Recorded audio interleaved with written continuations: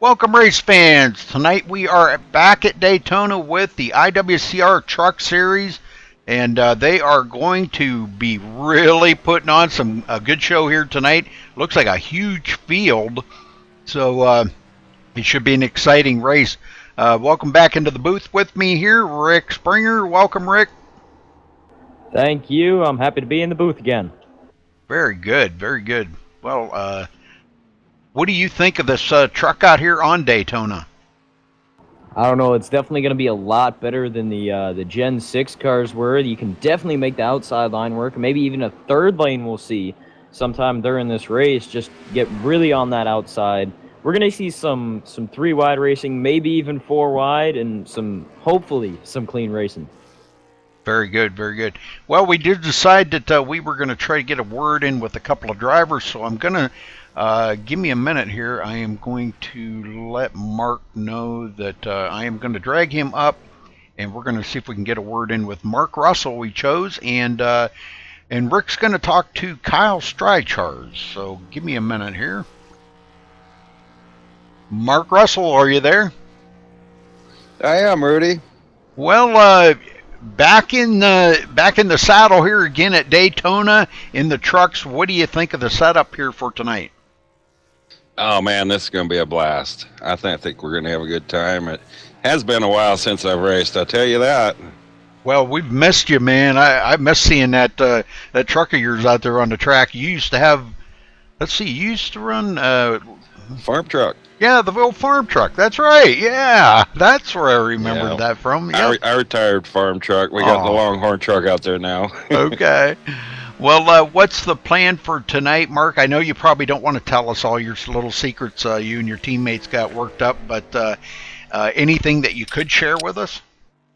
Shoot, I don't care, Rudy. We're planning on not pitting or qualifying here. I'm just going to hang in the back. I'm thinking there's going to be some wrecks, and it's a long race, so just try and be there at the end is my strategy. All right. Well, what happened here? Did I lose you? No, they went. Yeah, they're going to qualify. Yeah, that's okay. That's all right. I'm planning on starting in the back anyway. So. Okay, well, that messed everything up. But all right. Okay, well, Mark, we're going to wish you good luck out here. Just try to keep it clean tonight, and man, I hope to see you at the end. Yeah, 10-4 on that, Rudy. Thanks, buddy. It'd just be good to see see you put there. I know it's not the farm truck, but good to see you. Maybe to see it be on the podium tonight, anyhow. So good luck, buddy. All right, buddy. Okay, Rick, you got Kyle Streichars there somewhere. Yep, I got him. All right. Hey, Kyle Streichars, this is Rick in the booth. You got a copy? Yep, I do. All right, buddy.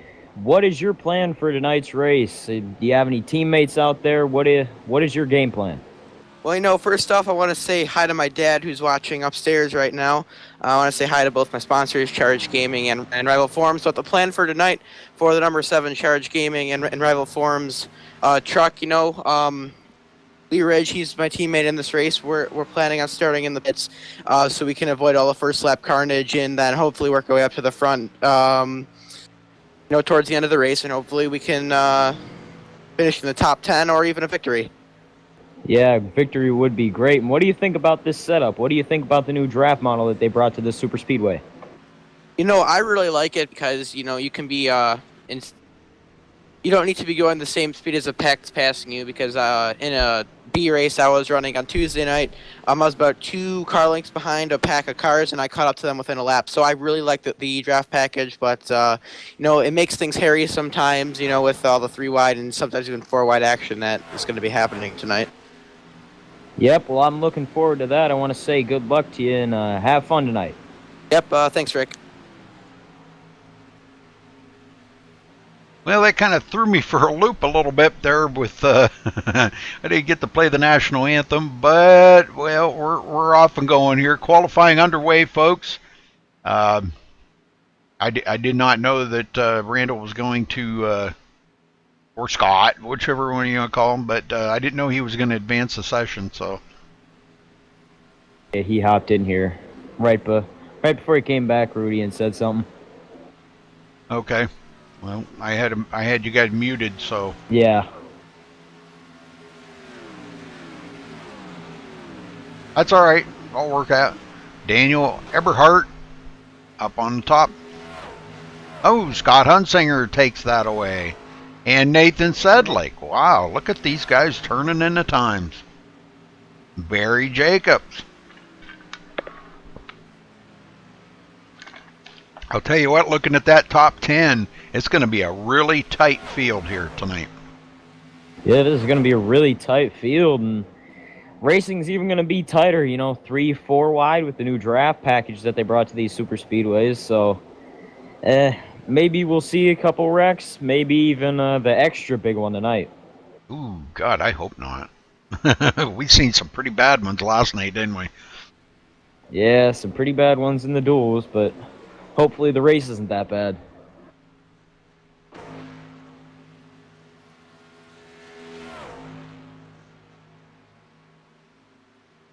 Well, let's see. I'm trying to see Michael Gonzalez saying he's got a different truck, and I'm not seeing him on the track. Okay, there he is. Okay, I want to take a look at his truck.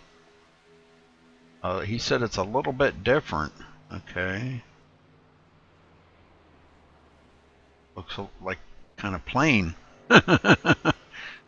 Michael Gonzalez looks kind of plain. Well, let me update Trading Paints again. I'm just really not sure what he was referring to, but there we go. See, I've updated Trading Paints 100 times tonight. I don't get it. Oh, okay. Alpha. There you go. There you go. Michael, truck's on the air there, buddy.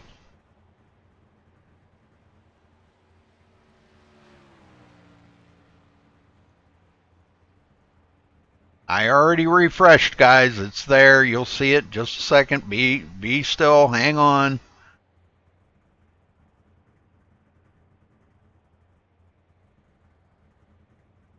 Getting a little antsy.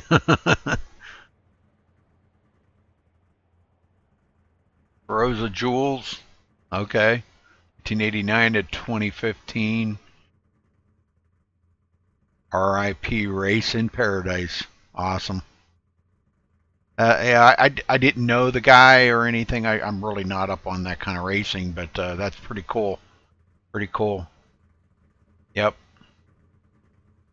I was on it. Rear tailgate. Yep. You guys want me to show that tailgate to everybody? That's pretty cool.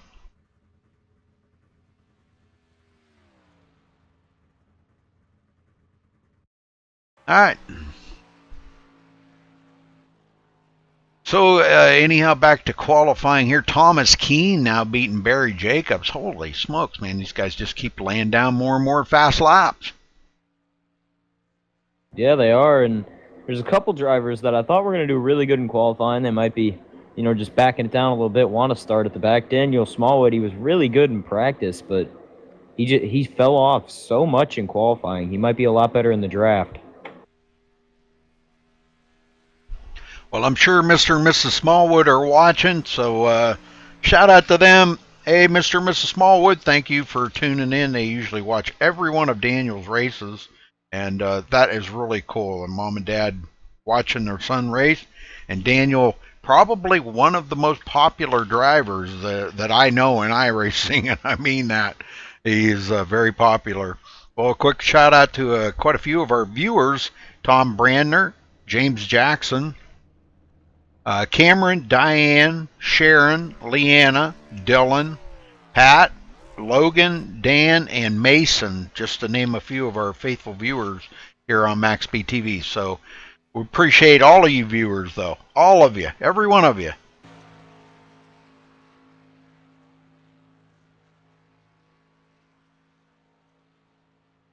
Oh, homemade apple pie and ice cream. Oh.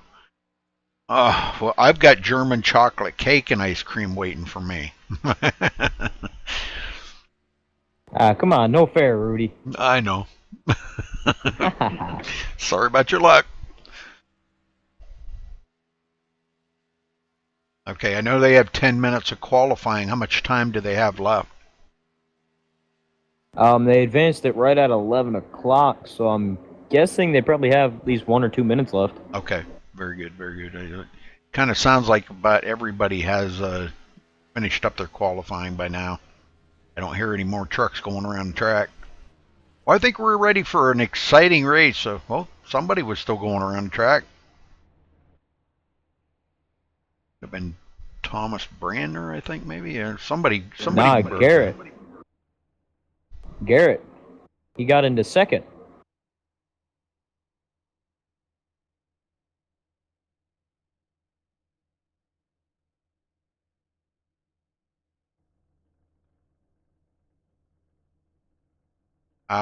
That I do not know if Eric Lambert is in there in the race. He said he was going to be racing tonight, so he should be in there. Boy, it looks like a huge field. Yeah. Eric Lambert in 22nd place, qualified 22nd.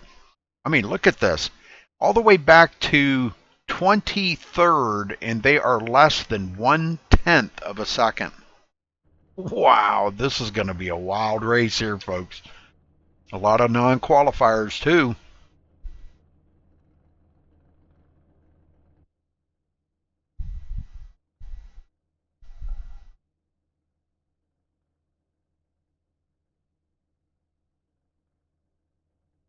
Well, hello to everybody. Hello to everybody in chat. A lot of viewers in there tonight. That's really cool. The more viewers, the better. We love it. Exactly. It's awesome to have a lot of viewers, especially on a broadcast like this. It's going to be a good one. Well, we're just about ready to get down here on the grid as they're finishing up qualifying, and we'll get everybody accounted for on the grid. So bear with us here for just a couple of minutes.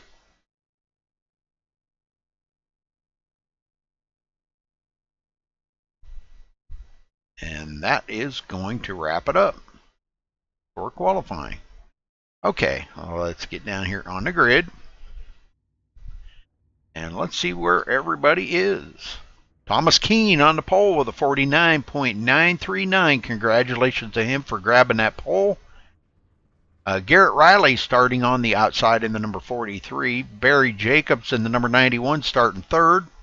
Nathan Sedlick in the number 35 starting fourth. Scott Hunsinger in the number 22 starting fifth. In sixth place, Michael Leiby driving the number 5 tonight. Thomas Brander in the 24 starting seventh. Mike Vining in the number 19 starting eighth. Daniel Eberhardt in the 95 starting ninth. James Lehman in the 01 starting 10th. John Verga in the number 48 starting 11th. In the 12th spot is Jeffrey Porter in the number 99. In 13th, Michael Gonzalez driving the 75.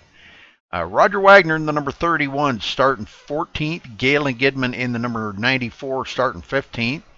Kevin Spaulding in the number 25 starting 16th.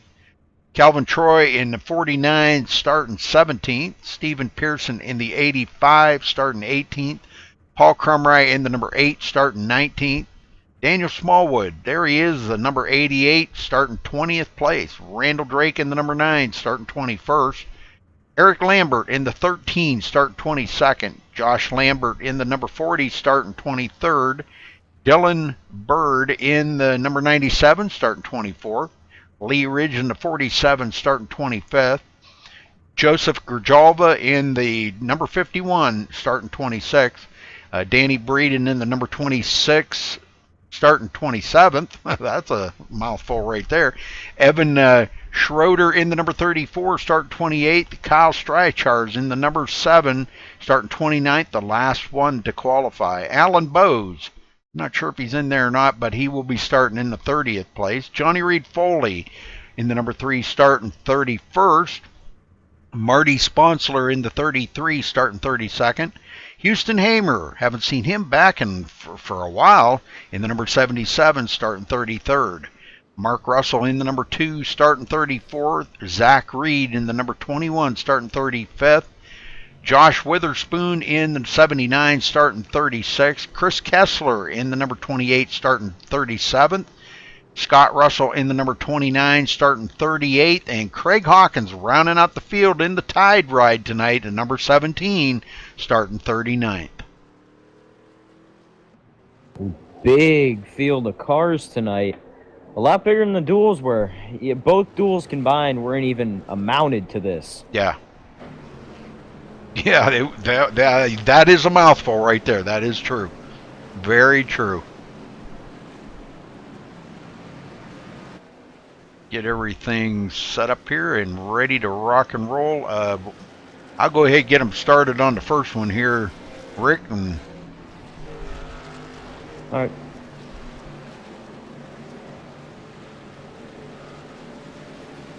Thomas Keene going to bring them to the line here, folks.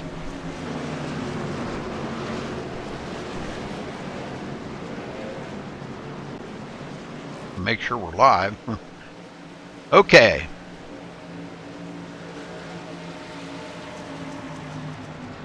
Pace car makes that hard left turn, and they are on the loud pedal. Green, green, green. Thomas Keene jumps right out to a good lead, but I don't know how long that's going to hold up because these trucks draft up really quick. Number Definitely. 90. Go ahead. Definitely so, especially with the new draft model on these. You can get a second line work and maybe even a third line we'll see in this race. Yes, sir. 43, Garrett Riley, still up on the high side, looking for some help up there. Looks like Michael Leiby's going to try to get up there and maybe help him out. As everybody else has pretty much fallen to the bottom. Thomas Brander in 7th, right behind Scott Hunsinger. Yeah, I'm not sure if we're going to need tires in this race. It doesn't really seem like it. Most of these guys want to get down to the bottom, maybe try and save some equipment in the draft. Save some fuel also in the draft. That's going to be a factor on some fuel mileage here. Thomas Keene does lead the very first lap of the race, so congratulations to him for snagging an extra point. Jeffrey Porter back in 10th. On that high side, but looking to maybe get up there with them guys up in the front. Doing a good job. Yeah, Nathan Sedlick, that third car on the inside, He has a really good Toyota truck, and I'm looking for him to be very good in this race. He had a really good qualifying time. I was watching him in practice. He's really got the line and the draft model down here. He sure does. Yeah, Nathan's a very good racer. Sometimes he just doesn't get a good break, you know. Yeah, super speedway bad luck. That happens to the best of us, and most of the time it's just that same person every time getting involved in somebody else's wreck. Exactly. Go back in the fielder ways. Paul Crumry now falls in behind Galen Gidman on the low line. Galen Gidman in the 94 M&M's machine. Well, actually Dollar General, excuse me. Looked like an M&M's. But the Dollar General machine.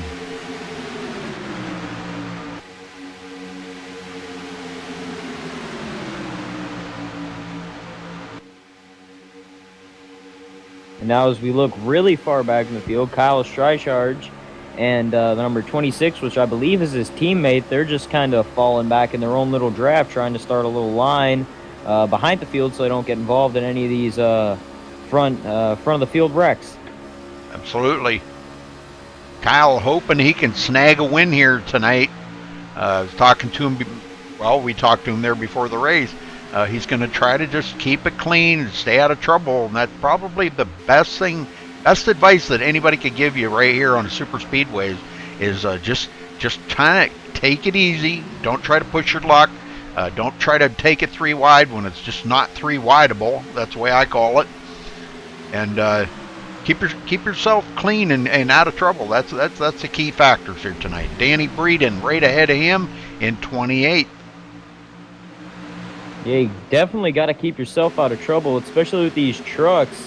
The draft model, as I said many times, allows you to go 3 wide, so probably later in the runs here, we're going to see a lot of 3 wide action. These guys are going to have to hold their line. I'm seeing a lot of swerving, and that's not going to be good when these trucks get 3 and maybe even 4 wide.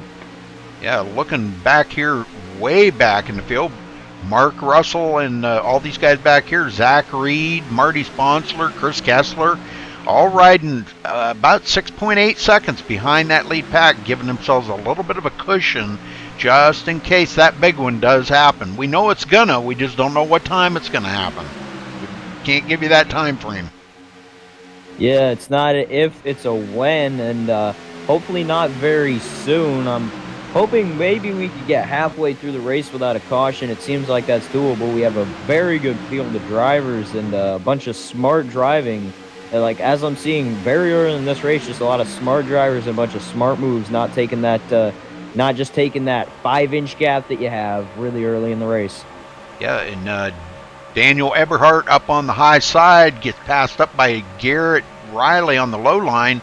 But Garrett, he actually has led 4 laps. Thomas Keene only led 1 lap out of that. Garrett was very strong last night in the Gen 6 series. And I believe he was our winner, wasn't he? Yeah. Yep. Yeah, Garrett Riley won the Gen 6 race last night. So, he knows how to get around Daytona. There ain't no doubt about that. No, definitely so. And Daniel Smallwood's starting to make a move to the front pack. He's going to move to the outside now. He started way back in the field, I believe in the 20th position, and yep. He's moved his way back up to 17th. Thomas Brandner right there behind him. Looks like these guys have got it sewed up, and I don't want to jinx them. Knock on wood, I don't want to jinx them.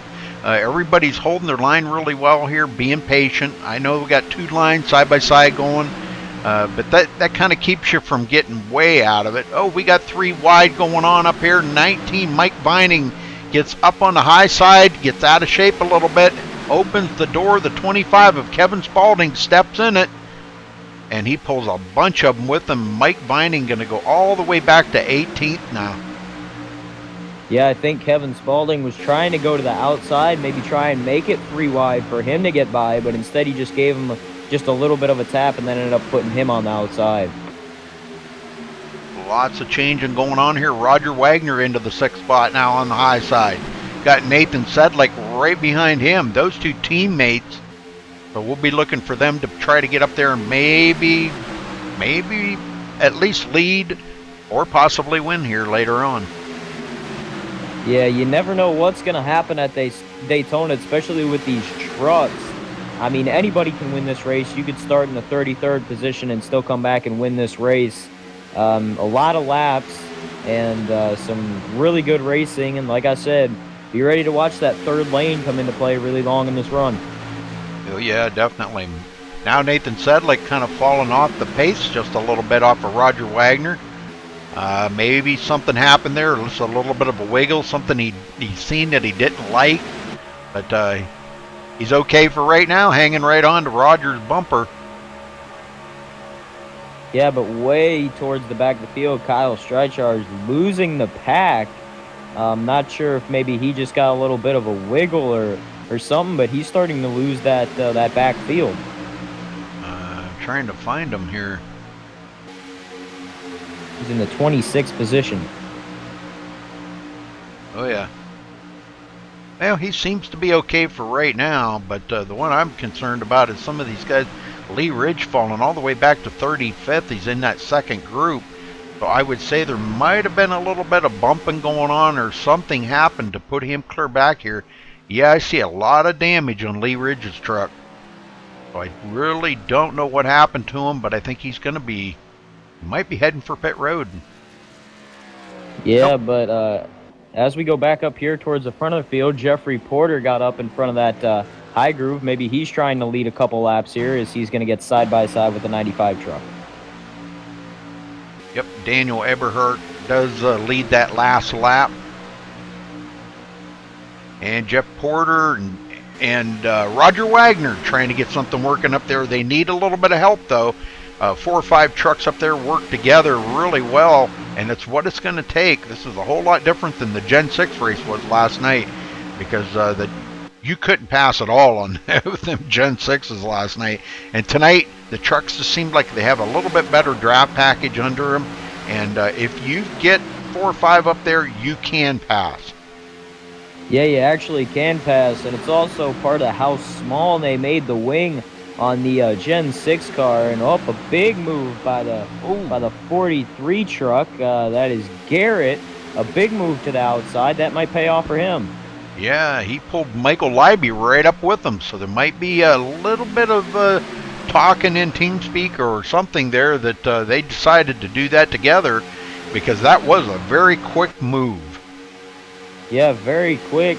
And I've raced the trucks here multiple times, and a good way, if you're going to have a long run race, is to be on that high side. That's where I always prefer to be, not exactly to make passes per se, but just to be out there. It's a lot easier to go more up to the wall than have to stick your car right on the yellow lines. Definitely, definitely. Well, the one that I was looking at here, James Lehman in the 8th spot, started 10th. As you can see, the aero push around these vehicles, folks, I'll tell you what, they are a handful, but nothing like them Gen 6s were last night. Those guys were just like all over the track. There was nothing they could do to keep them things straight. The aero push, like I said, it's just like a big bubble around it is the way somebody I heard explained it last night, and it's just so hard to keep them guys, keep them steady. Definitely, and something happened with Lee Ridge. He must have gotten into the wall or something. He's about to go a lap down with a ton of damage on his truck. Yeah, I said that a little bit ago. You didn't hear me? I didn't know what he did. But that's cool. Yeah, oh, and Galen Gidman going a lap down. What happened to Galen? And he is really out of shape. What happened to Galen? So many trucks just falling out of the race. Yeah, wow. I don't know what happened there.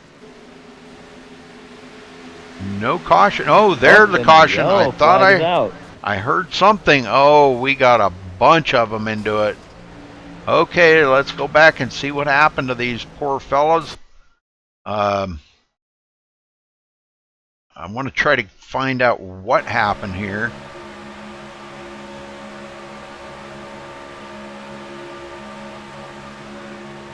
Oh, right up there, I see what happened. It looks like a couple of guys got together.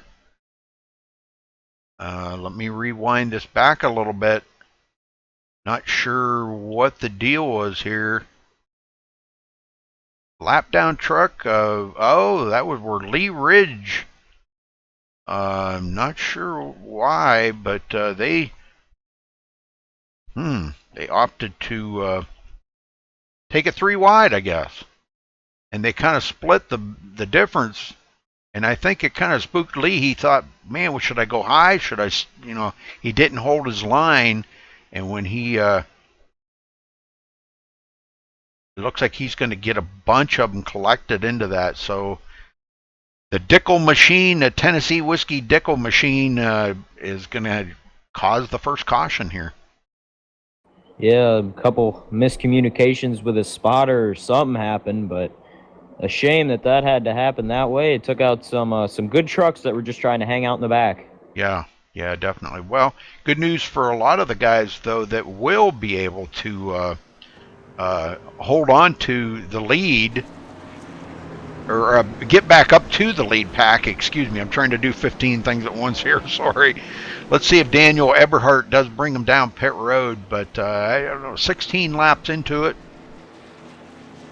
I would say they're probably gonna all come to pit road. Yep. A lot of trucks going to come down pit road, which is expected, especially 16 laps into a run. The fuel window probably about 20 laps, but pretty good to come in at lap 16. Yeah. Hey there, Rudy. Hey, Scott.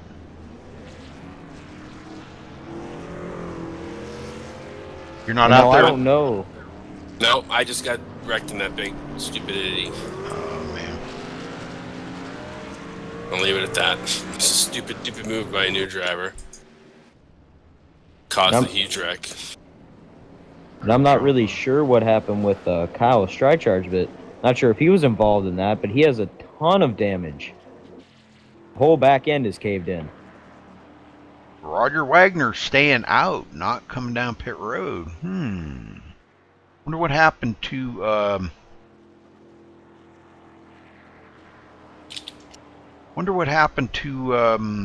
Galen Gidman. I didn't see what happened to him. Galen hit into the fence in the first go round, and I think he might have did it the second time on too when everybody caught him. Oh, okay. Some strategy being played on pit road. Mark Russell waiting for his teammate to get out of the box before he finally makes his move. Somebody asking if I can do the paint schemes, Control R to refresh the paint schemes. I think 7 times is about 85 too many. So you'll have to get a hold of iRacing. If your paint scheme's not showing up, get a hold of iRacing. I don't know what else to tell you. I've updated it way too many times. So Roger coming down pit road now. That's going to give the lead back up to Thomas Keene. So he will lead that lap, I guess. I think he beat Roger to the line. Yeah, he did.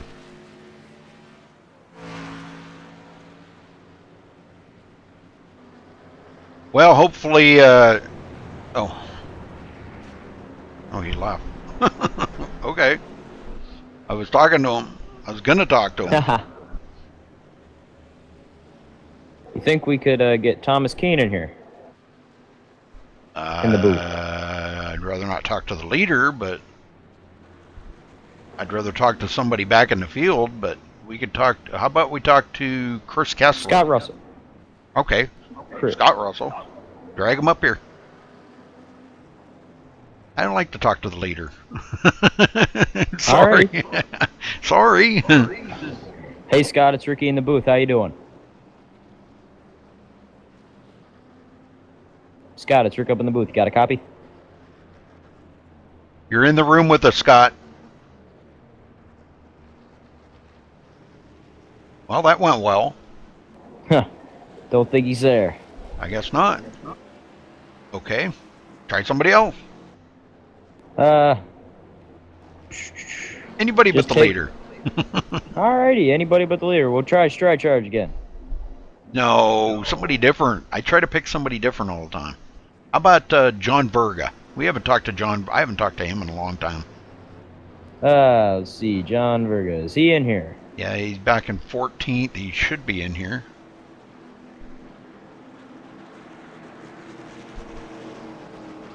Doesn't seem like he is. Yeah, right up there in the other room. I got him. John Verga, you got a copy?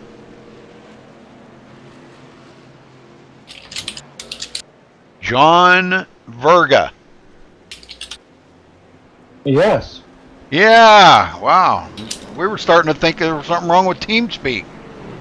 No, you know what? I think my engine's too loud, or I got the voice too low, or something. And go ahead. I'm back. Okay. Well, how's racing been for you out there tonight? Scary. It's the 2x2 is intense, very intense. Yeah. Well, I got to tell you, that's a nice looking truck. Thank you. I stole it off somebody about 10 minutes before the race. Well, it's a nice looking truck anyhow. So, well, what's the plan? You just going to ride around here and try to get some of the laps chewed down, or what? Yeah, just try to stay clean, and and sort of hope for the best. Okay, John, well, we're going to let you get back to work here, and good luck. Thank you. Sorry, Rick, I didn't mean to steal your interview away from you, but I seen him up there. The way he's got his name spelled there, it's kind of hard to read it. It's J. Verga Jr. Yep. Alrighty, well, we're about to take the green flag here, so I'll get this one. Alrighty, but we're getting ready to take the green flag. That Ford Mustang pace car leading them down the front straightaway. Getting ready, it pulls off, and green flag is out. 2x2 as they roar those engines down the front straightaway.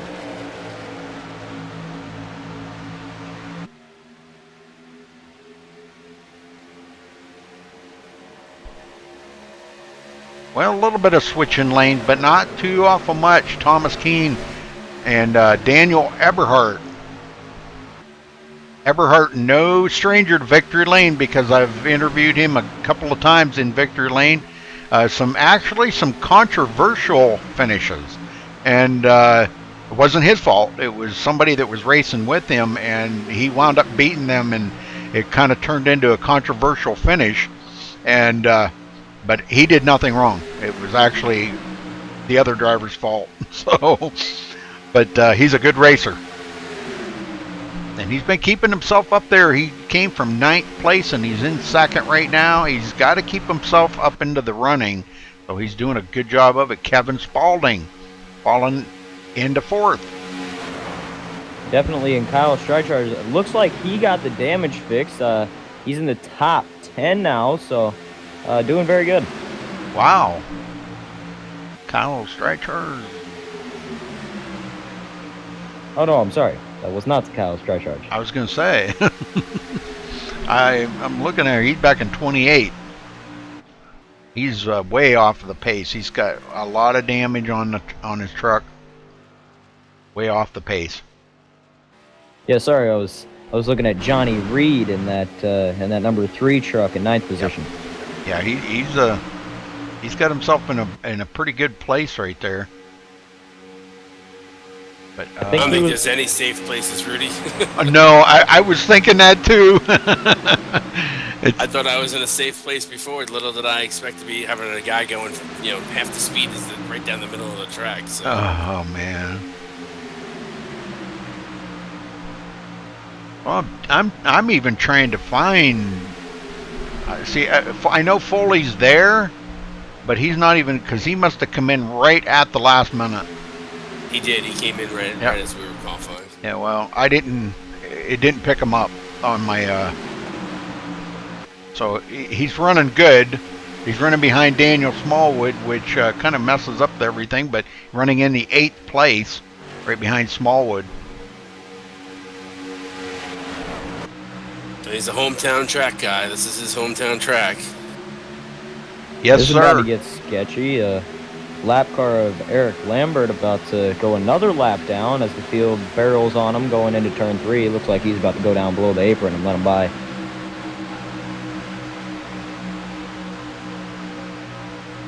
That's a smart move. That's get off of the track. You know, if you're not up to speed, get off of the track.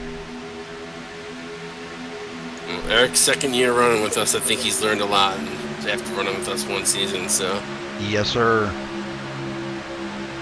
And Zach Reed, we haven't talked about him all race. He's back there in the 15th position in that number 21 truck. Yeah, he just moved into 14th. And there's Mr. B there at the end, Steven Pearson in 13th. And the sad part of it is, you know, Steven Pearson, as good a racer as he is, he really doesn't even look for a partner out there. I know he has teammates, but he doesn't look for a partner. It's like, you know, whatever port in the storm will come through, he'll take it. So, you know. You call that a tactical driver, Rudy? Yes, he is. He is a very tactical driver. You are correct. Roger Wagner back in 18th. Boy, this was a big field here tonight. Yeah, we did some heavy recruiting in the off season. Yes, A lot sir. of positives, a few negatives, but you're gonna get that, unfortunately. Yep. Galen Gidman in 28th. And again, he is way off of the pace back here. One lap down and nobody to draft with. That's very unfortunate for him. Kyle Streichard's another one. Way off the pace with a lot of damage. Evan Schroeder falling back, losing the draft, and he'll be in 26th. But the rest of the field, all the way back to 25th, they're pretty tight together here.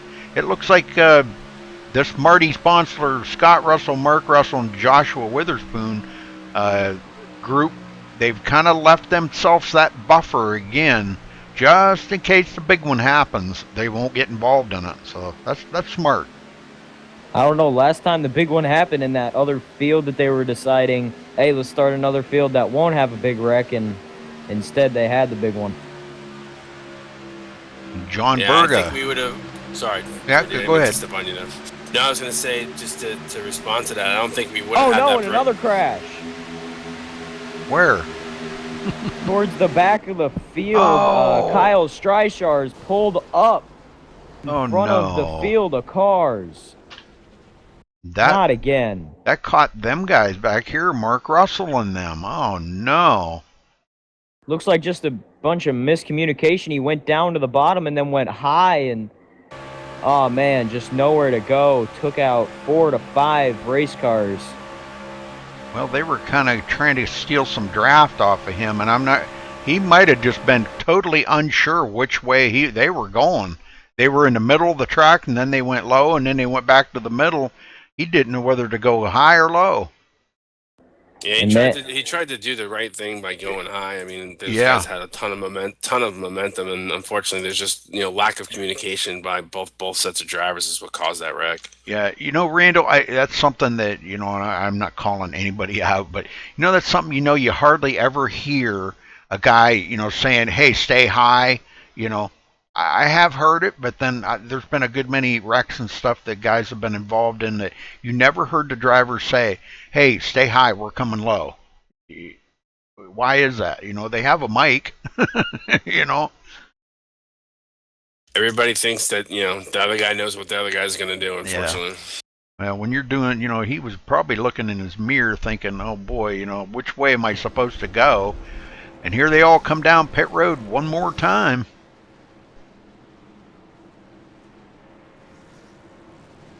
Yeah, it's unfortunate stuff like that happens, just because they didn't key up their mic or whatever. I mean, I'm not, like I said, I'm not calling anybody out, but all they would have had to do is key up their mic and say, "Hey, stay high, we're coming low," But they were kind of like in the middle of the track and then went low and then went back to the middle.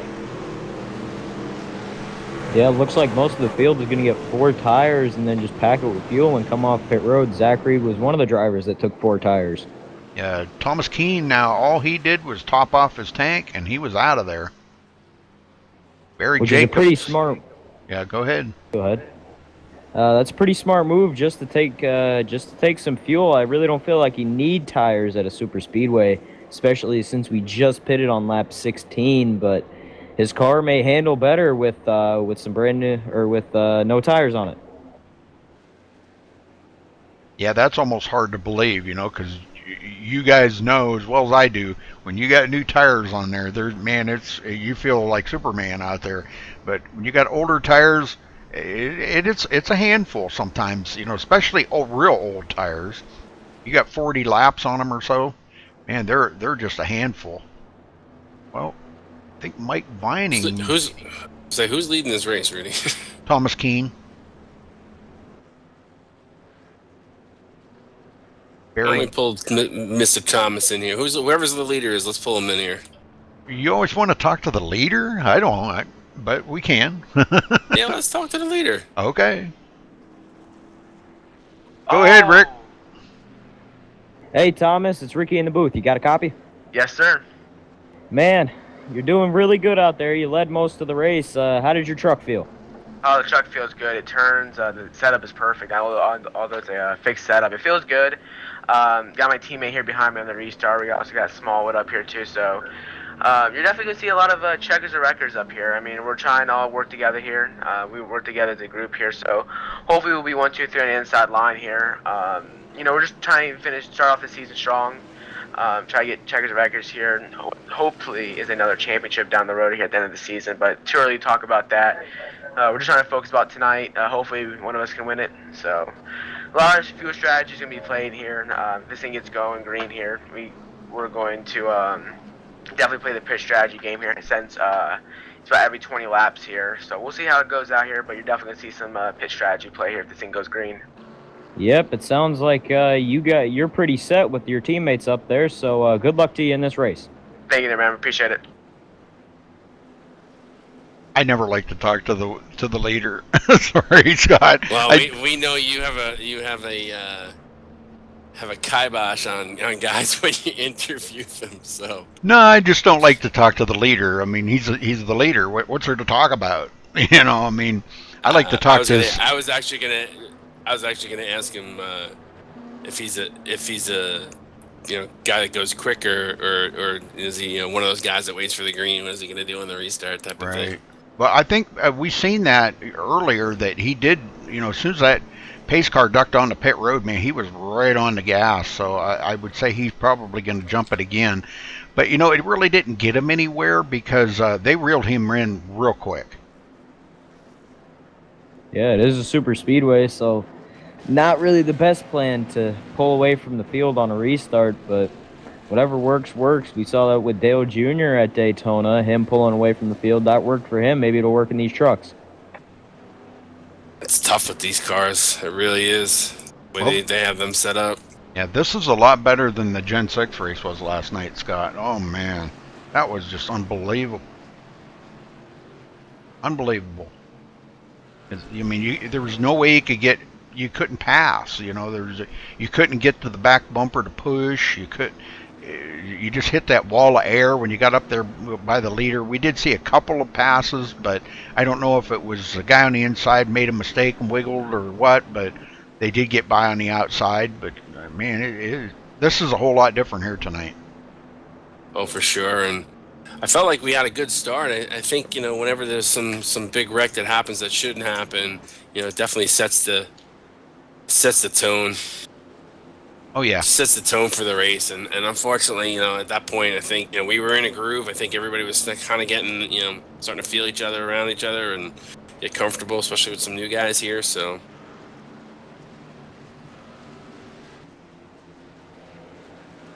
Well, Smallwood in third place, going to be starting right behind his teammate. Got a couple of teammates up there working together on the front row. Thomas Keene ready to light it on fire here.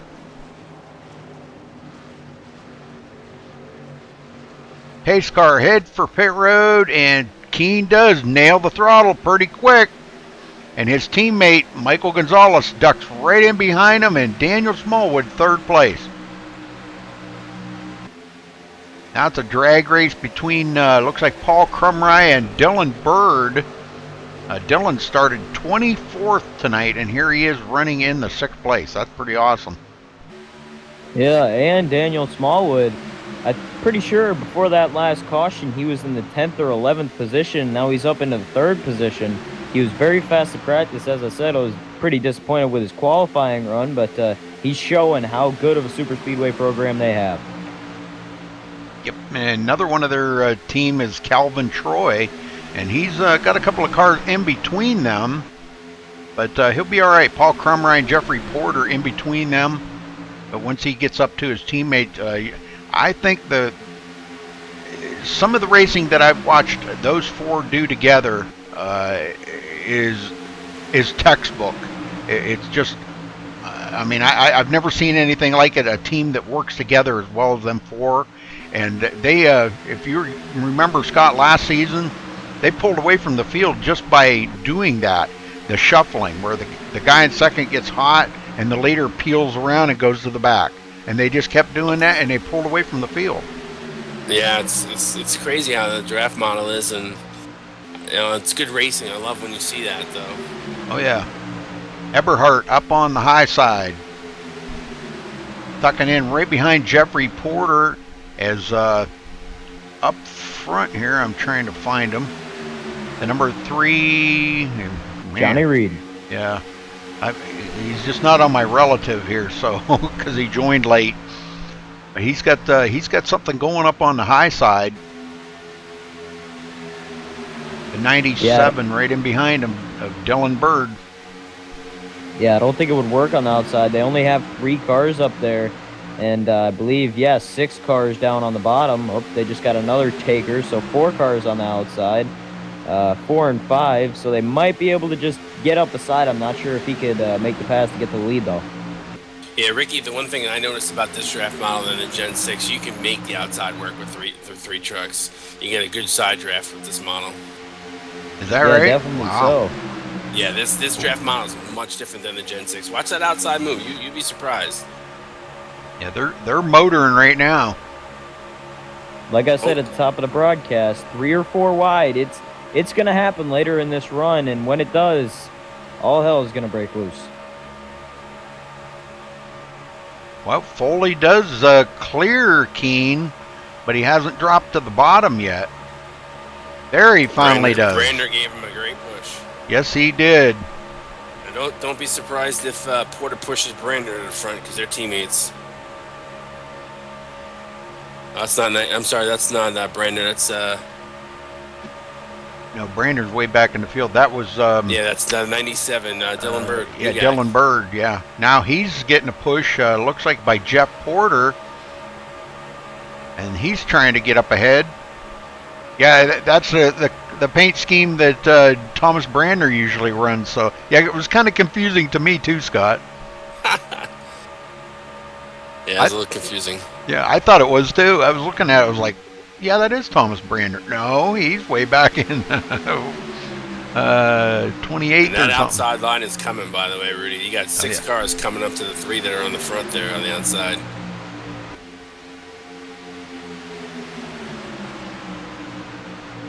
Yeah, it looks like Barry Jacobs may be pulling them around. He's got Kevin Spaulding on his tail. They've got something working there. Paul Crumry on the low side. Roger Wagner going by on the high side. So the high side is moving, and there's getting to be more and more in that high line. They know that that's the only way they're going to be able to get by the leaders if they all tuck up close to one another, use that draft, side draft like you said, try to get a run on them. And it is working because Dylan Bird is just about pulled right up side by side with Thomas Keene now for second.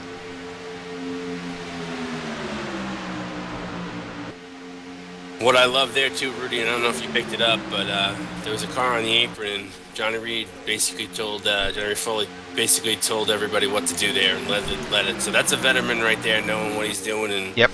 And we just talked about that a couple minutes ago on the broadcast. So yep. Yeah. Good job by him. Yeah, it's what you got to do. You know, I mean, you got to let them know what your intentions are. They're coming up and he's on. doing it right now with the Yep. lap bars as well. There you go. He did it again. That's the true IWCR style right there, Scott.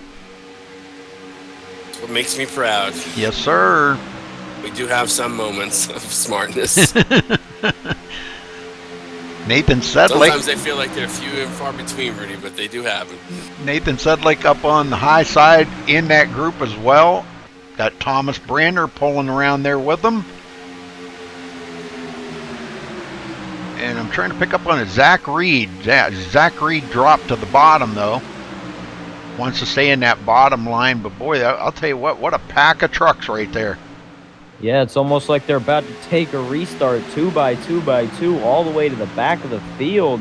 Oh, a little bit of shuffling, almost door slamming there on the backstretch, and they're going to go 3 wide. Porter's going to get pushed to the outside. Yep. Jeffrey Porter up on the high side. Yep, he's going to get pushed out as Eberhardt ducks right in behind Bird right there. I think those two are teammates. And, boy, they just pushed old Jeff Porter right out, didn't they? That they did. You know Porter's going to put that one in the memory banks. Oh, yeah, definitely. Yeah, he's all about that.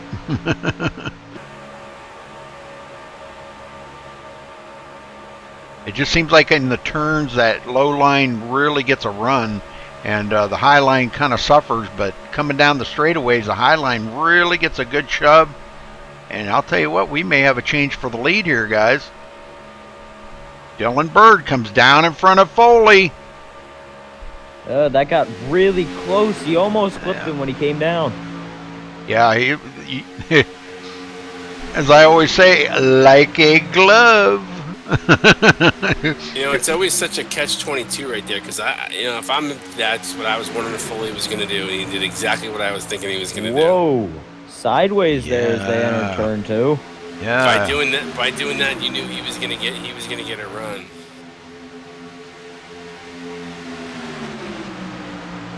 Michael Gonzalez in third.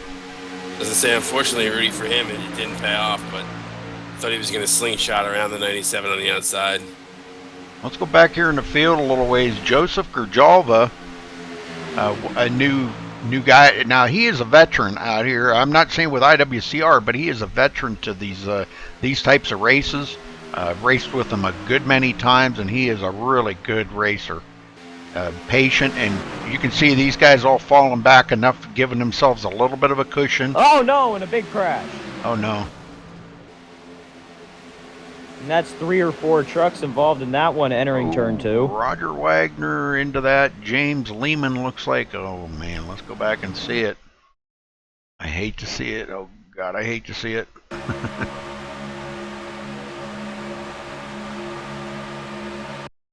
Now coming through the tri-oval here and at the start-finish line, they clear that okay. Oh, James Lehman just comes up the hill for no reason and gets into Roger Wagner. Roger is not going to be happy on that. I know him and James have gotten together many times in the last couple of seasons. Oh, man. It's not going to be a happy camper after this race, I can tell you that. Well, I don't really see a whole lot of damage. Well, so far, let me rephrase that. So far, he does get it woed, but they do hit again, and he gets it back going. So I don't know. Looks like those white gloves made just a tiny bit of a turn coming out of the tri-oval to the right, and then went back down in the yellow.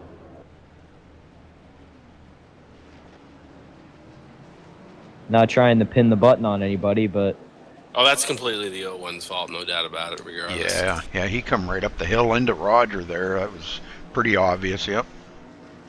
Well, let's see. They're probably going to come down pit road again here. We are just a little past halfway.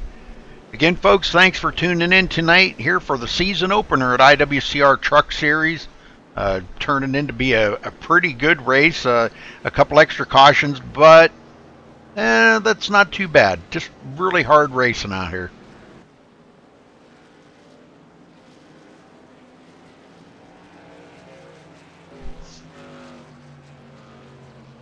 Thomas he stopped last time and just took fuel, so I'm kind of looking for him to probably take some tires this time. That would be my guess. At least right sides or something. He wants to try to hold on to that lead. The pit road is a flurry of activity right now. Looks like most people are taking 4 tires. Well, then that way, see, they wouldn't have to take tires for the rest of the race. So, right sides by Keen, only right sides. Wow.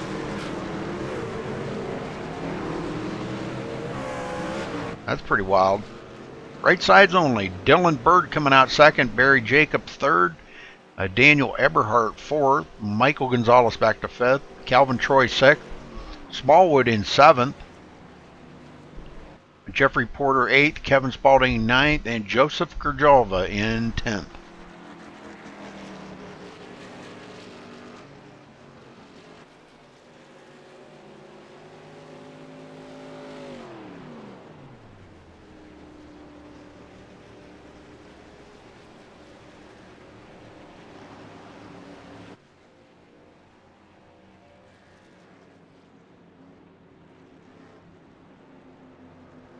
Think we should get Johnny Reed up here in the booth. Whatever you want. I'm letting you have it. Hey Johnny, this is Rick in the booth. You got a copy? Hey Rick, how you doing, man? Good. What about yourself? What happened on pit road? What did you see in front of you on that little scuffle up? Honestly, I was sitting here watching in the car and looked like the 8 and 31 just got together. 31 was on the wrong side of the line. Probably should get a black flag for that, unfortunately. Roger's a good buddy, but you got to obey the rules. Yeah, exactly. And how's your truck feeling? I saw you took 4 tires. Do tires really matter that much on the super speedway? No, honestly, I don't need tires out here at all. But I am having a lot of fun. This truck is so fast. This draft package is good. It's a lot better than the thing they gave us last night. So we're going to have a great time. We're going to go win this thing. I'll tell you that. That's for sure. Yeah, well, I hope you do. I've been watching out there. You're doing a great job, so best of luck to you. Appreciate it a lot, man. Y'all hang on tight. All right, have a great night.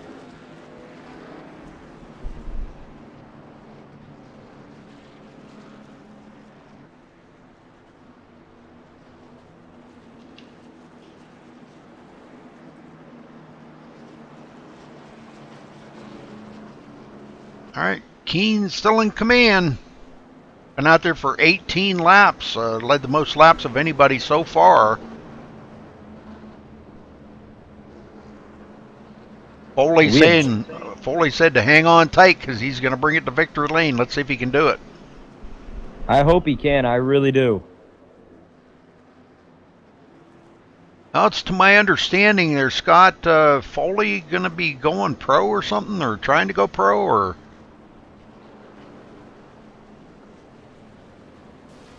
Scott? I'm not sure, to be honest with you. I thought I heard somebody say, maybe it was somebody else. I know Galen is. Yeah, I heard that, and then I heard Foley, and then somebody else. I don't know, it was like 3 of them or something that were going to try to go pro, and I'm like, okay.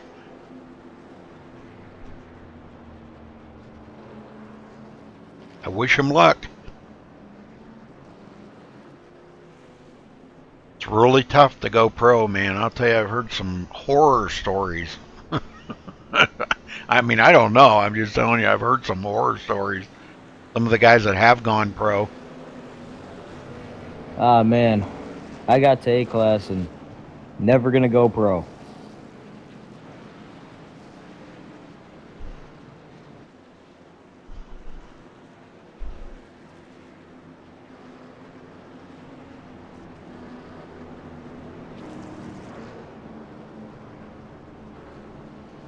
All right, we'll get them going here, Rick. All right, let's see. We're about to come up on the back straightaway here. Man, this race is definitely getting good.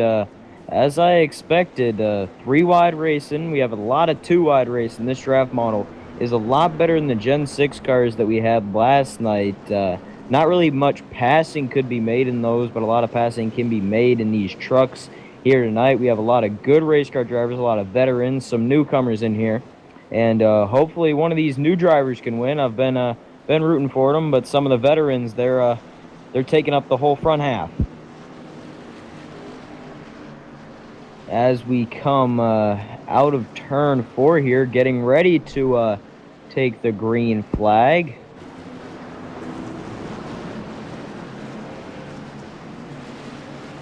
Thomas Keene is on the pole.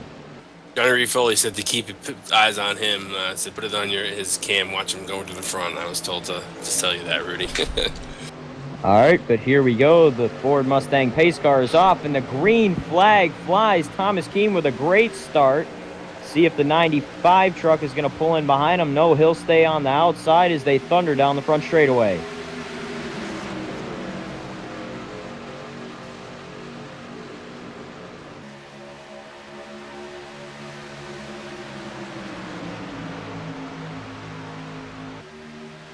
Well, Dylan Bird on the outside again, him and Eberhardt.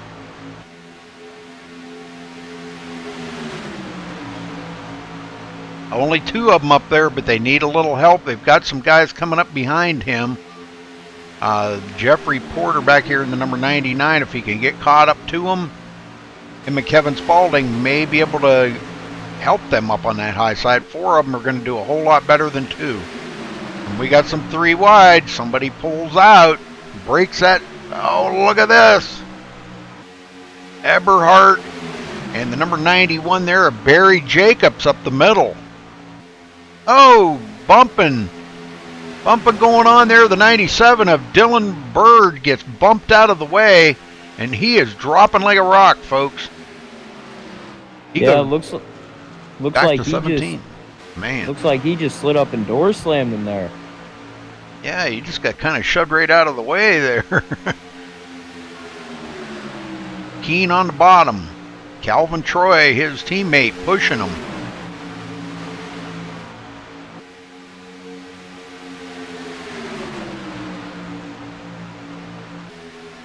Michael Gonzalez on the high side. That's one of the teammates. Him and Daniel Smallwood working together on the high side. As they tuck right in behind Daniel Eberhardt. And that crew, 4 of them should be able to do something up there. As we're... Yeah, Rudy, I went back and watched that replay. It looked like the 95 just came up a little bit, and the 97 was trying to tuck down behind him, and he hadn't had him cleared, and that's why they touched a little bit. The 95 just went up just ever so slightly, and 97 came down and hit him. So it's a racing deal. It's going almost 200 miles an hour. That's what's going to happen. Yeah, that's for sure. I mean, we hate to see that, but that's, like you said, it's racing. It's getting really... Sorry, Ricky. It's getting really good up here near the front. 4 and 4, 4 on the inside, 4 on the outside, and looks like the outside is going to prevail here.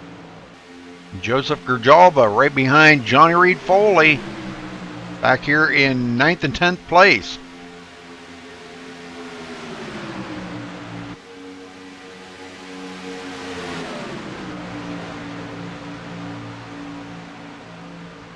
Trying to see if there's any other guys. Looks like Scott Hunsinger is back out on the track in 34th place as a pack comes up behind him and goes by him. But he's trying to just pick up a few positions here because a lot of guys are out of the race that are up ahead of him. So he may be able to pick up a few more positions. Keene still in command. 22 laps he's led. Barry Jacobs on the high sides led 6. And now that there's only 2 trucks up on that high side, boy, they're not doing quite as good. Definitely not, but I'm looking towards the back of this line of trucks with Zach Reed in it and Johnny Reed. Looks like these guys are just waiting for their opportunity because we still got a lot of laps here. I think 20 laps left we have. Oh, no, I'm sorry, 30 laps. Yep. John Verga in that group, too. I was telling John there earlier when we talked to him that he had a nice-looking truck.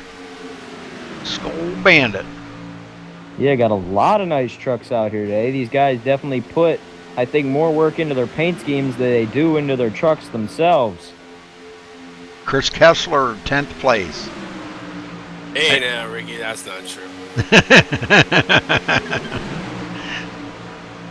I know Chris Kessler from way back when I first started broadcasting.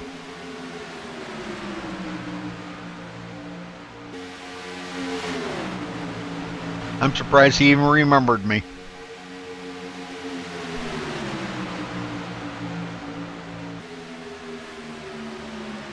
Well, it's still side by side up in the front here. Barry Jacobs and Daniel Eberhardt's not giving up. And they may have somebody coming up behind them. Here comes Johnny Reed Foley up behind him. Yeah, we talked to him under caution. He said, watch out for him. He's trying to get to the front, and he said, watch out for him to win the race. Yes, sir.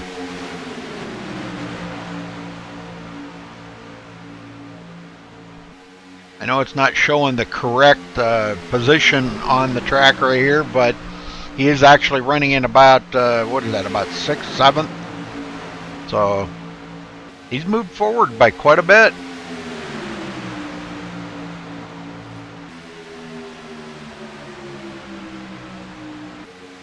All right. Well, looks like Barry Jacobs leads that lap. And boy, look at him changing here now. Eberhardt down to the bottom.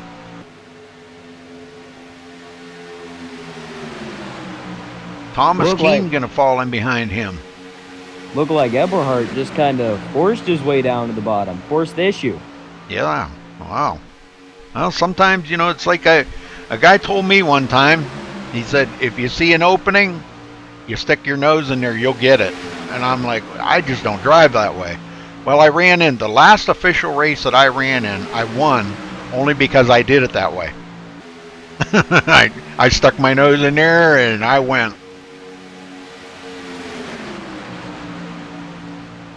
What do they say, Rudy? There's time enough for counting when the dealing's done? That's right. Well, Rando, you're old enough. You remember what green stamps are, don't you? I actually don't. Oh, you don't? Okay, never mind then. Well, my old saying is no guts, no green stamps. Or Columbus took a chance.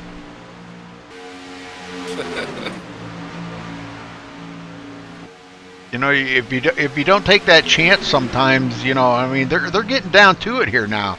You know, we're inside 30 to go.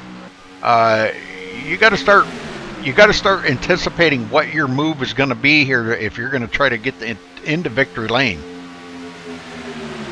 Yeah, Calvin Troy keeps looking at the bottom below Thomas. I'm not sure if he's going to take it or he's just trying to maybe get him to slide up a little bit, see what he's going to do maybe later in the run if he wants to make a pass. I think he's just trying to get some air in that radiator because now those two are teammates, and I'm sure that, you know, he's just probably just trying to keep the engine cool because they are in a very tight pack right there right now.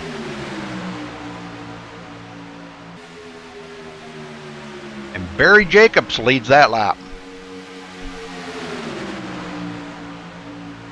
So it turned out to be Thomas Keene looking like he had, you know, something saved up for these guys with teammates pushing them and everything. He's actually running in about the 3rd or 4th spot consistently. And if these guys stay the way they are, I'll tell you what, this could wind up to be a pretty good finish here. They're coming up on some more lap traffic, so let's see how they deal with this. You know, we haven't had any green flag pit stops already, so I'm curious to see if we're going to get that this time around. I saw a bunch of... Go ahead. That's okay. No, I was going to say you can probably go around around 20 laps or so before you got to go green. So before you got to pit. So I would imagine if these guys can stay green, we might have some green flag pit stops here. Well, do they have shortened fuel load? Yeah, we always do 50% fuels at the at restrictors. Okay, I wasn't sure. Somebody asked me about it, and I told them I wasn't sure. Yeah, restrictor plate races, we always do 50% fuel cells to encourage green flag pit stops and pack racing. So that's the reason why we do the fix. It's the only time we do it. So. Yep. Sorry, Ricky, I didn't mean to step on you there, buddy. It's fine. I saw a bunch of guys in practice actually practicing green flag pit stops, so it should come in handy for them. One of those drivers was Daniel Smallwood. He practices it a ton in practice, so I can't wait to see if that practice paid off for him. Zach Reed getting a pretty good run on the high side, but just really not able to go anywhere. He's almost going to lose the draft there if he's not careful. He ducked back in behind Chris Kessler.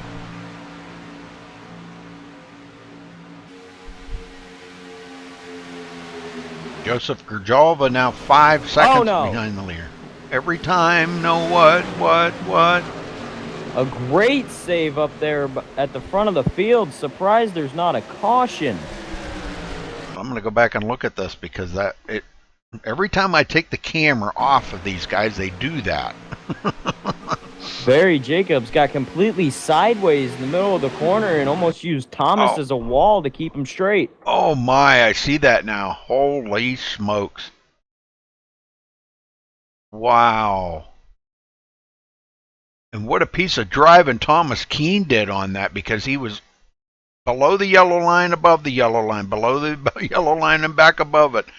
Holy smokes. Well, that's going to put these guys back, but wow.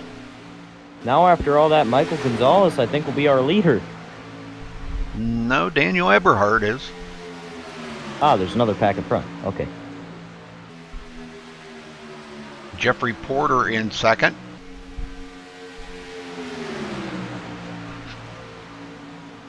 Kevin Spaulding third, and Johnny Reed Foley in fourth.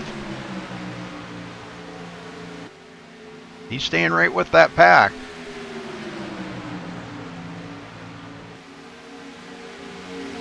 And then that put them guys back about 3.8 seconds, but it looks like they've kind of saved face here a little bit. Gonzalez leading that pack, Daniel Smallwood second in that pack, and Thomas Keene back to the third in that pack. So that's the four of them teammates working right there together. And Jeffrey Porter going to make a move to the outside, maybe try and take the lead, and he will lead that lap. Yes, he does. Kevin Spaulding in tow. We're 20 to go, folks. 20 to go.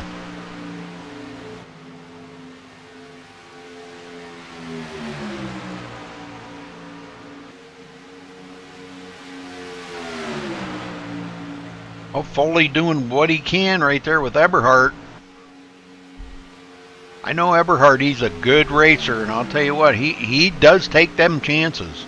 He does have a little bit of right rear damage on the spoiler, but it doesn't seem to be affecting the speed in any way. As the four of them continue to lead out here in the front, coming up on more lap traffic.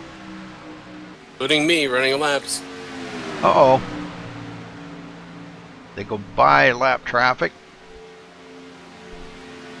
And yeah, Randall Drake in the tore up from the floor up Toyota.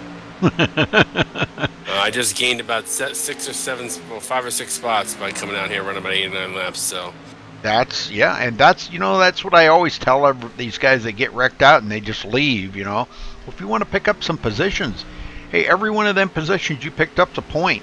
You just picked up 5-6 points right there. Last season, the winner won by a point, Rudy. So I was there in the final 3. If I didn't have to miss that race, I could have easily been there right there too. So yep. And I think these guys are coming down for green flag pit stop, so you may want to check that out here, Rudy. I think they're talking about it on the radio. Yep, Thomas Keene comes down pit road. Yeah, Thomas Keene is already down pit road, and it looks like he's going to pull into his box.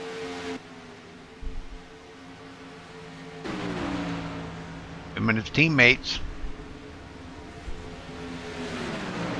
Yeah, and it looks like they're just going to get fuel and take off. No tires for them, and both trucks will pull off pit road. And here comes the front group, all coming down pit road. Eberhard and Foley leading them to the line, getting them babies woed. Hopefully there was no speeding penalties involved there.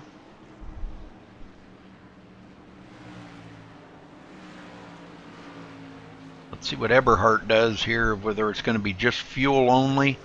They've got a little bit of a lead, so they might want to hold on to that lead. It looks like fuel only for these guys.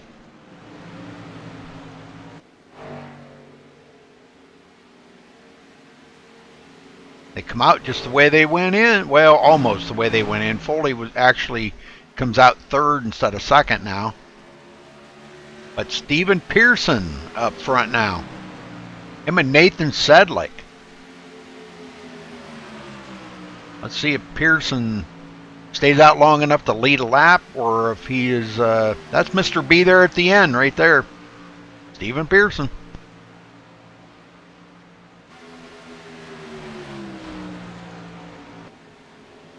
Nope, they're breaking off here to come to pit road, him and Nathan Sedlick. And I believe those two are teammates, aren't they, Randall? Sorry, well, who is it, Nathan and who? Nathan and Stephen Pearson? Yes, yes. Yeah, I thought they were. Giving up the lead. Let's see, Nathan Sedlick actually way up ahead in his pit stall. Pearson is away. Looks like fuel only for Stephen Pearson. Jeffrey Porter goes by and leads that lap. Him and Daniel Eberhardt. And they have been on pit road, so they're good to go now for the rest of the race. And they've got one heck of a lead, a second over Kevin Spaulding and Johnny Reed Foley. But that's not that much, because they're closing that gap up really quick. They're actually probably starting to feel the draft right now, and that's pulling them up a little bit closer each. They're gaining by a couple of tenths a lap here, a half a second a lap probably. Jeffrey Porter goes high, opens the door for Daniel Eberhardt to retake the lead.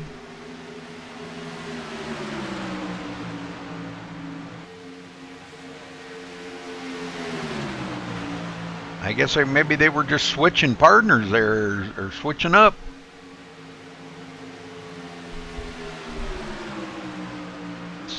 Michael Gonzalez and Daniel Smallwood back here, 4th and 5th. And they're reeling up that front group really fast. There could be some contention going on right there between them guys.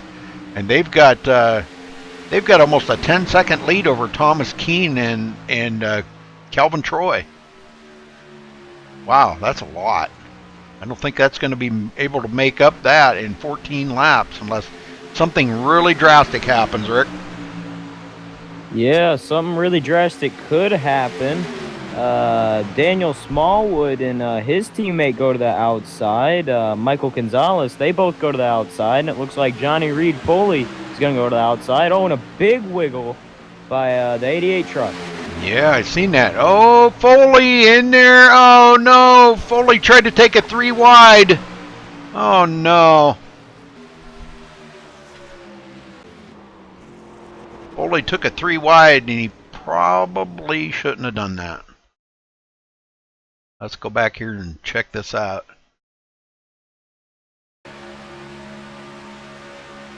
Daniel got a little bit loose right there, and yeah, really loose actually. And I think Foley's seen an opening there. I'm not sure if he thought he was going to be clear of Kevin Spaulding, and he got into the side of Kevin Spaulding. And I think that's what happened right there. I think he thought he was clear of him before he come down, and then he seen he wasn't at the last second and tried to hold his line. So that's going to be bad news for Kevin Spaulding, though.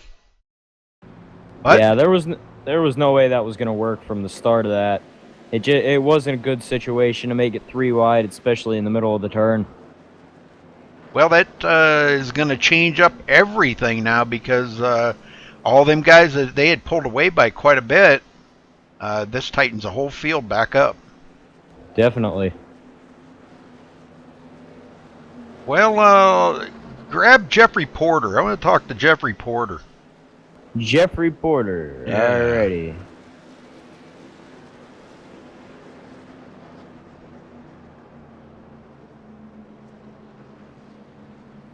Hmm. You can't find him? No, I cannot. He's in here. I think he's down. Well, maybe not. Okay.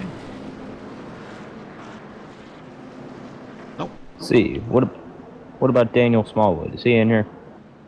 Sure, grab him. He should be in here, yeah. There you go. Daniel Smallwood, you got a copy?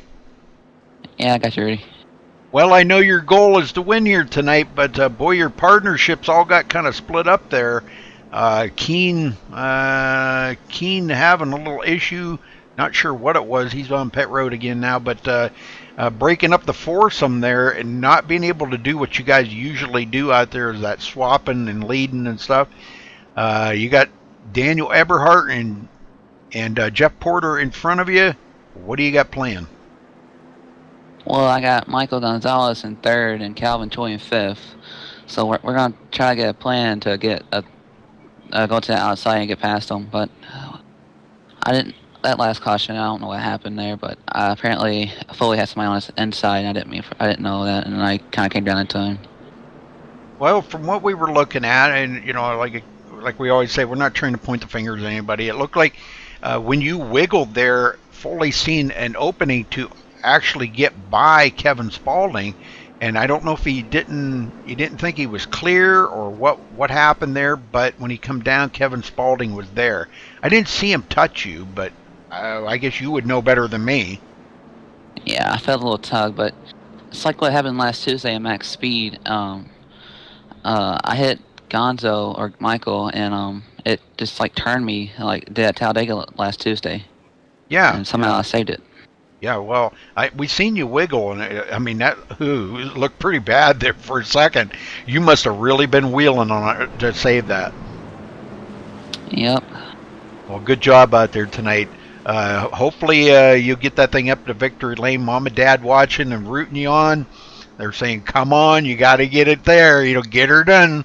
So good luck for the rest of the race, and hopefully you'll be on the podium. That's the plan, Rudy. Okay, thanks for talking with us, Daniel. Yep, no problem.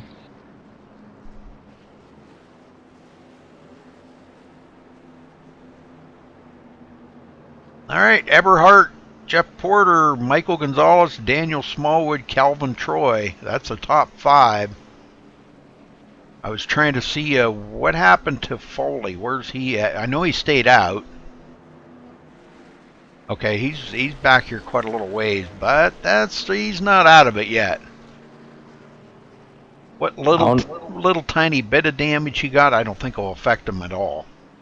He's had that damage almost the whole race. I'm pretty sure he got it last pit stop. Or pit box. He slid through his pit box and tagged the pit wall a little bit. Yeah, I just went back and watched that replay, Rudy. It almost looked like Daniel almost had like a net code kind of thing where his car jumped.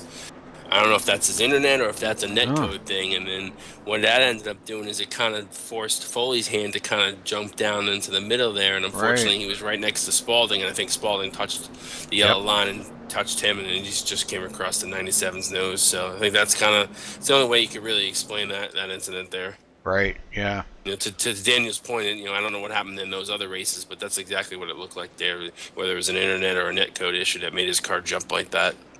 Well, I know he had internet issues a couple days ago, and I think he had some issues last night too in the Gen 6 series. So, but hopefully it don't happen again, and then maybe he can get his car into victory lane.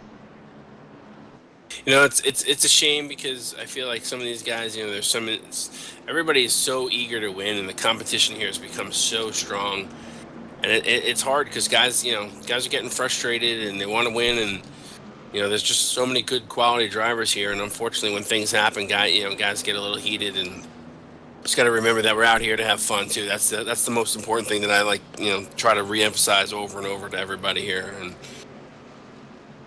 I agree. It's tough walking that line, man. I know I'm everybody's best friend and biggest enemy at the same time. I agree with you, Randall. I agree 100% because, but good luck trying to get them drivers to not get heated about it. That's a racer in all of us. when you're out there doing your best and somebody, your first reaction is like, he got into me. Well, when you go back and look at the replay, no, you got into him. So I agree with you though. It's a fine line. It's a Yep. fine line, Rudy. And I gotta be honest with you. I lost my dad last week.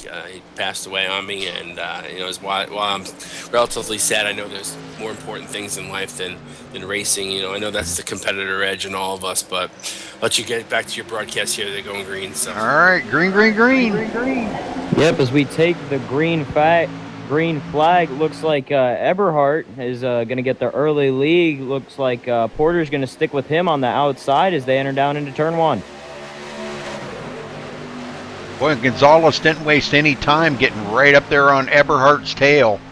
And boy, if Eberhardt even burps, you can bet Gonzalez is going to take advantage of that. So Eberhardt's got to make sure he keeps that thing right tight on that yellow line.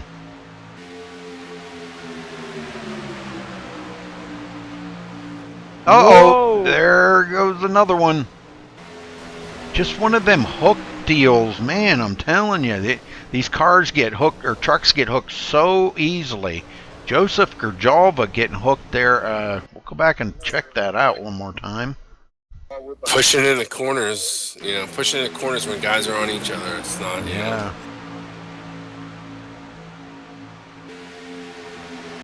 It looked like Foley got into the backing. Oh, sandwich effect right there. He was already on Sedlick's tail, and when Foley gave him a push right there, it just kind of one of them sandwich effects, That's what I call it. Yeah, they're all trying to go, and they're pushing as they get into the corner, and the 51 was on the 35's bumper, and the 3 was pushing the 51, and probably didn't realize it was on his bumper. So when Joseph does the old helicopter maneuver right there, boy, he spun around and around and around very fast. Okay, so he's on pit road. Eberhardt still up front. I apologize. I didn't mean to bring you guys down on that last thing, but I was just trying to say that there's a lot of more important things in life than this. And oh yeah, I know, and I'm very sorry, but about your dad. I've yet to experience that yet, and I dread the day. Yeah, I'm still kind of in shock about it, Rudy. I keep feeling like he's going to pick up the phone and call me tomorrow. It's just a weird feeling. I know but that's why I don't let as much as we got to walk a fine line here, and I am everybody's best friend and their worst enemy at the same time. It's not a fun job at times, and unfortunately I have to talk to my teammate about an incident earlier that happened. So it is what it is, but you just got to do what you got to do. Unfortunately, yep, that's the nature of running the league. Unfortunately, yeah. I think we should get Steve Parson up here in the booth. What do you think, Rudy? Go for it. Hey, Steve, it's Rick up in the booth. You got a copy? Yeah, I got you. All right, so they call you Mr. Be There at the end. Are you going to be there at the end, and could you win this race? No, winning it, no. I got too much damage, but I got a few teammates in front of me that I will most definitely try to help push to the win. Well, that's really good. And do you think your truck would be able to hang in the draft, maybe push somebody else to the win? Yeah, it does pretty good in the draft. As long as I got somebody if I've got somebody in front of me and I can get and just stay on their bumper, I'm good. If I get like a couple of truck lengths off of them, it's not so good. Yeah, you got some pretty good rear end damage, but best of luck to you, bud. Just hook up a few of those beers to the front of your car there, Mr. Pearson, and that should help you. I just ran out of them. I just drank my last one a while ago. My wife's already asleep, so I'm driving this last 7 laps beerless. If I was there with you, buddy, I would go grab it for you. You know what we could do? My favorite teammate right there wants to push his teammate to the win. I love it. You know what we could do, Randall? We could dangle a beer on a stick right out in front of the windshield. You can bet that truck will be in victory lane then. I said, you bet the 85's going to go then if that happens. Oh, you do that and everybody in front of me is in trouble because I ain't letting off the gas. Dang. Good luck down the end there, Steven. Yeah, good luck, Steven. Hope it's been a good show. I got a cold one for you if you get to victory lane. I'll mail it to you. One cold one. You better give me about 10 if I get to victory lane. I'm talking about a case. I'm talking about a case, my friend. A case. Oh, that's good. Then I'll take that. All right. Good luck. Go get it, buddy. All right, thank you. Dangle a beer on a stick. That was great, Rudy. That was really good. Right out in front of the windshield there. Hey, he likes to drink his beer. But you know what? It doesn't affect how he races. Oh no! And he's the reason why he's one of my favorite teammates. He's always fun. It's always fun to be around. I know it. I've known him for a long time, and he's always been fun. You know. He doesn't get all tore up about stuff. It happens. It's racing. You know you're going to get damage. It's just no doubt about it. You know, you just got to try to do the best you can. Well, a lot of guys out of the race, but a lot of guys have picked up spots. You're up to 29th, Randall. Yeah, and I was debating on going out there to pick up another spot. Yeah, you probably could. Probably pick up a couple more, but it's kind of getting... I don't know if the 33 was going out there, and I kind of gotta watch these guys here. So yeah, it's coming down to the end of it. 5 to go this time by, and we still haven't got the 1 to go. So looks like a 4-lap shootout. Who is gonna get good? Hey, yeah. Gonzalez and Smallwood up on that high side. You can bet Smallwood's going to be right up Gonzalez's tailpipe. So Eberhardt better he better have eat his Wheaties this morning, I think. This is going to get good. One driver that we haven't really talked about at all is Nathan Sedlick. He's up there. I thought he got caught up in the scuffle really early. But he's up there, and he can contend for a win. Yep, he's looking good. Thomas Keene back into the mix of things, running in 9th. But he's got a little bit of damage on his car, or in his truck. But it looks like from about him on back, a lot of them guys do have damage. So we may pick up a position, or we may lose some positions. Who knows? Interesting here too. We got an IWCR rookie. I'm sure he's not a rookie. He's not a rookie to iRacing, but he's an IWCR rookie leading this field right now. So it should be interesting to see what he does with all these veteran IWCR guys right behind him. Yeah, and he's got right now got the most laps led, beating Thomas Keene just by a couple of laps. And I don't know if Keene can get back up there and lead the rest of them. He could clinch the most laps led, but it doesn't look like it's looking too good for that. It'll be interesting. We'll get him going, Rick, one more time. Here we go, getting ready to go. Green Eberhardt gonna bring him down. The Ford Mustang pace car pulls off, and green flag for the final time. Eberhardt on the inside. Gonzalez and Smallwood. I really thought Smallwood would be right up Gonzalez's tailpipe right there, but he really wasn't.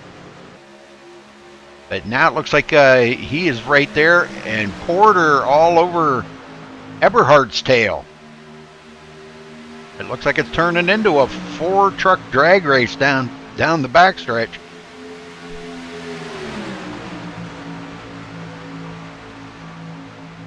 Michael Gonzalez got just a little bit of a lead on Eberhardt right now, if they could stay like they are, but Eberhardt comes back on the inside. Through the turns, the inside is just a little quicker.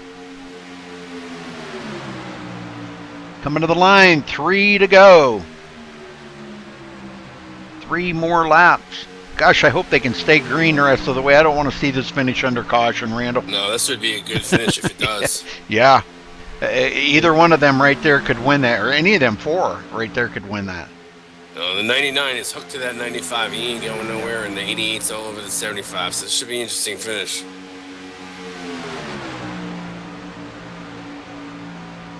Eberhardt on the bottom, Gonzalez on the high side. Porter and Smallwood pushing the daylights out of both of their teammates I don't know if Porter and Eberhard are teammates, but Eberhard, they are right now. But they are right now. That's exactly right, Rudy.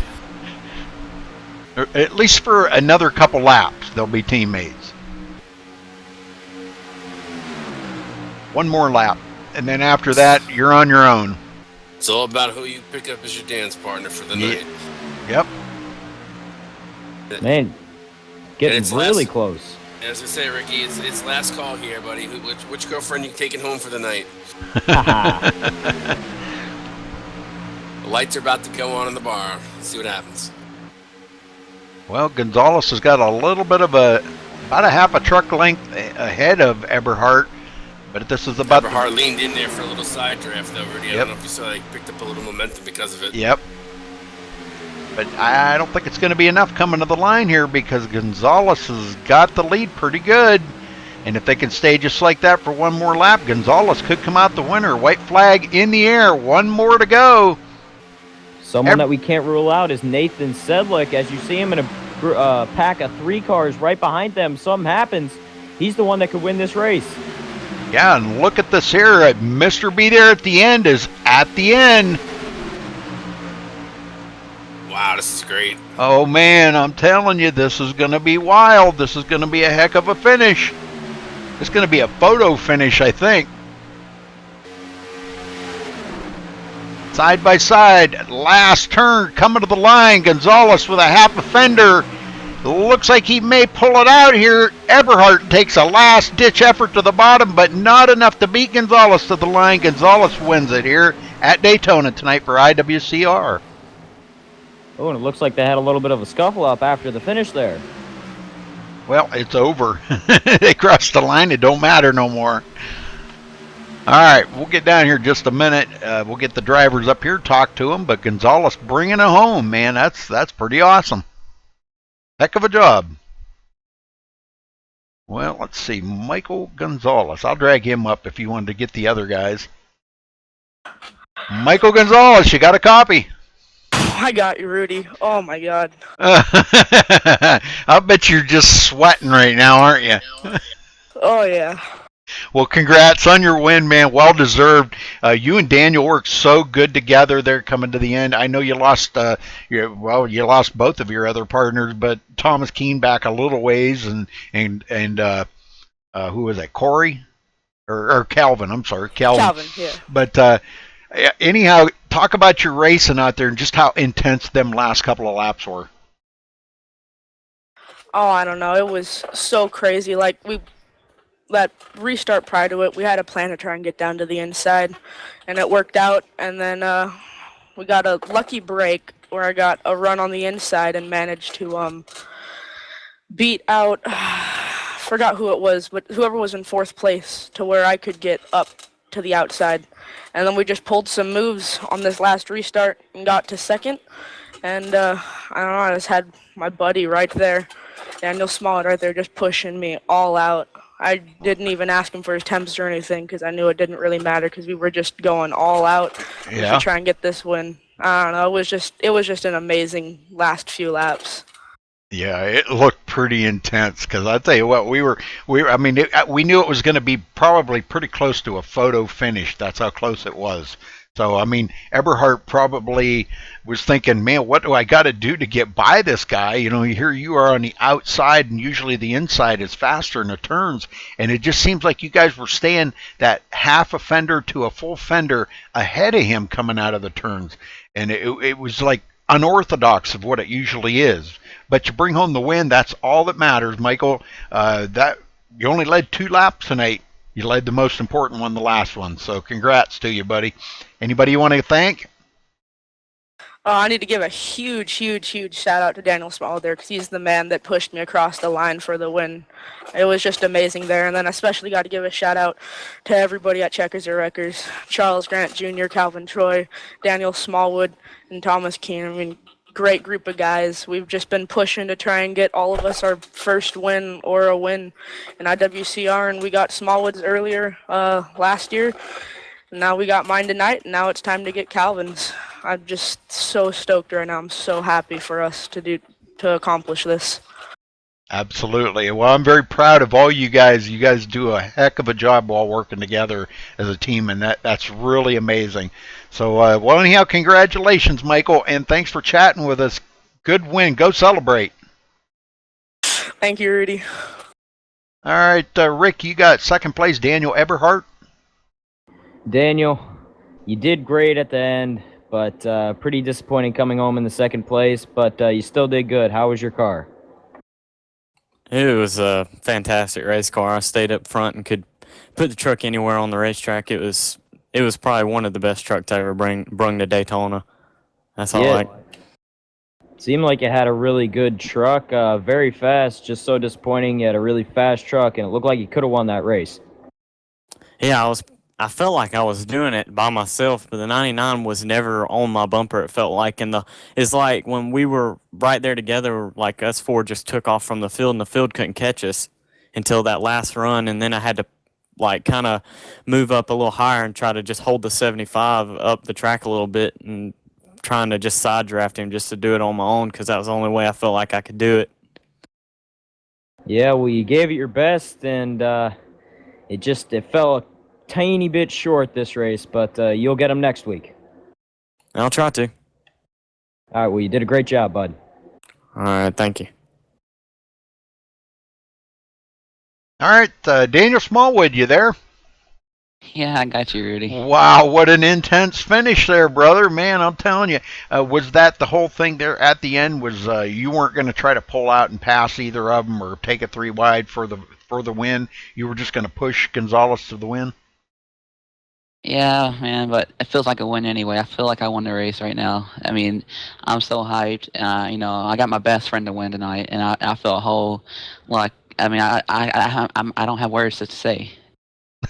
Well, yeah, you sound a little tongue-tied there, but anyhow, man, I'll tell you what, great job out there. You got him a pass, Daniel Eberhardt, there for the win, and for as tight as that racing was, I don't know how you kept him out ahead of him in the turns like that, because you know as well as I do, usually that inside line is a little quicker in the turns, and then you got to get a run off the turns to get by him on the outside. But you kept him up there, a half a fender to a fender ahead of Eberhardt, just enough to get by him for the win. So, man, great job. You're bringing home third tonight, though. That's really amazing. I know Mom and Dad are very proud of you. They were saying, good job, Daniel, and it was a good race tonight, buddy. Good race. Yeah, man, I felt awesome.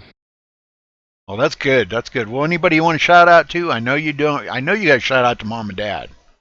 Yeah, I gotta give a shout out to my mom and dad. All my fans out there come out support me every week. You guys are awesome, and gotta give a big shout out to Michael Gonzalez for getting the win. For Checkers Records, and I want to give a shout out to everybody back at the shop at the race tonight. Charles Grant Jr. for helping us spot. Thomas Keene, Calvin Troy, and Michael Gonzalez. And thank you, Rudy, and everybody out in the broadcast booth. Okay. All right. Thanks, Daniel. Yep. Okay, let's run down through the results, Rick, and we'll get the heck out of here. Michael Gonzalez coming home to win here tonight. Daniel Eberhardt with a very close finish, 32 1/1000ths of a second. Daniel Smallwood almost slipping in there and taking second away, but he finishes third. Jeffrey Porter fourth. Nathan Sedlick fifth. Chris Kessler sixth. Stephen Pearson seventh. Calvin Troy eighth. Thomas Keene ninth. Craig Hawkins 10th. Joshua Witherspoon in 11th. John Verga 12th. Galen Gidman 13th. Zach Reed 14th. James Lehman 15th. Joseph Gerjalva in 16th. Roger Wagner 17th. Mark Russell 18th. Kevin Spalding 19th. Scott Russell 20th. Johnny Reed Foley finishing 21st. Danny Breeden 22nd. Dylan Bird 23rd. Paul Crumry 24th. Paul Vining, or Mike, Mike Vining in 25th. Barry Jacobs Jr. in 26th. Scott Hunsinger 27th. Thomas Brander 28th. Marty Sponsler 29th. And Randall Drake 30th. Eric Lambert finishing 31st. Evan Schroeder in 32nd. Kyle Streichard 33rd. Michael Leiby 34th. Garrett Riley in 35th. Josh Lambert 36th, Lee Ridge 37th. I guess that was the end of it right there. That ended up the field. Well, again, congratulations to our winner here tonight, Michael Gonzalez. Any last sentiments on the race here tonight, Rick? Yeah, it was a great one. We had a lot of racing, a lot of 3-wide racing, a lot of 2-wide racing, and it was just great all the way to the end, and a great finish at the end. So happy to be in the booth, especially here at Daytona. Okay. Well, just on a side note there, Daniel Eberhardt did lead the most laps with 28 laps tonight. Just barely beating out Thomas Keene. Thomas had 23. We had 5 cautions here tonight, 24 lead changes. That's really awesome. I've seen more, but that's pretty good. That's really good for 80 laps here tonight.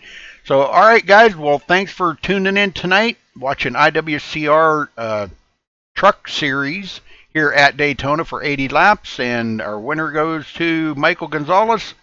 And we will see you tomorrow night for SRA. Until then, folks, stay safe and have a good night.